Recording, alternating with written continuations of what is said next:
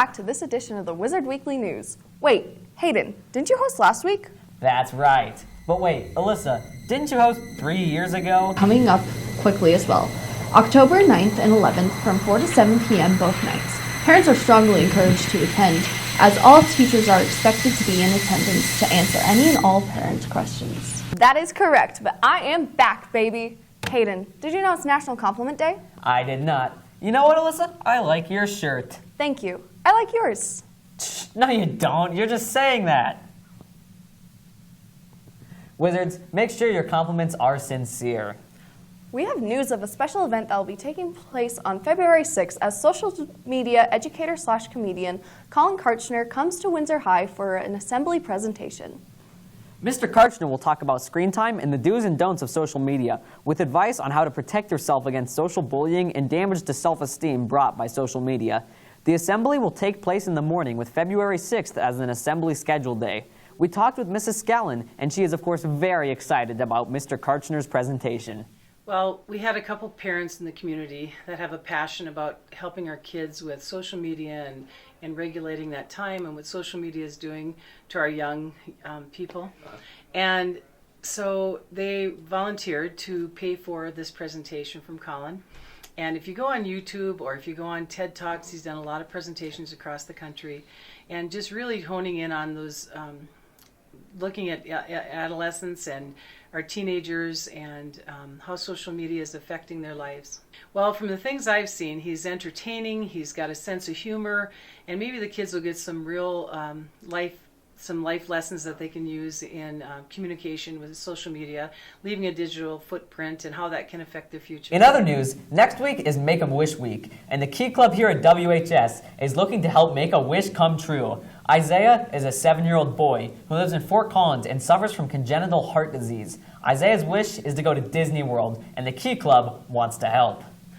That's right, Hayden. Next week during Make-A-Wish Week, we ask you to help make Isaiah's dreams come true. On Monday, head over to Raising Cane's in Fort Collins. Mention Isaiah and Make-A-Wish when you order, and 10% of your total will go to Isaiah's wish. Tuesday night, the girls' basketball team has a home game against Meade.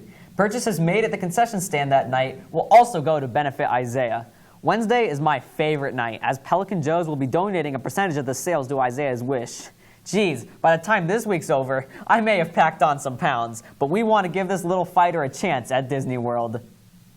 We talked to Kylie Smith from the Key Club and asked her to tell us about Friday's fundraiser and why this activity is so important to the Key Club. Well, we do a lot of small projects throughout the year, so I think when we get a big project like this, we can really see our impact outside of just Windsor High School and the community. When we see pictures of him at Disney World, we can realize that we're doing something bigger than just us. More than last year, I'm thinking around $3,000 this year, which would be part of. Obviously, Disney World's going to be more than that, but at least a small portion of it. So on Monday night, we're going to be doing a Cane's fundraiser at the Cane's in Fort Collins, and then on Tuesday, we're going to be passing out stickers to represent his wish.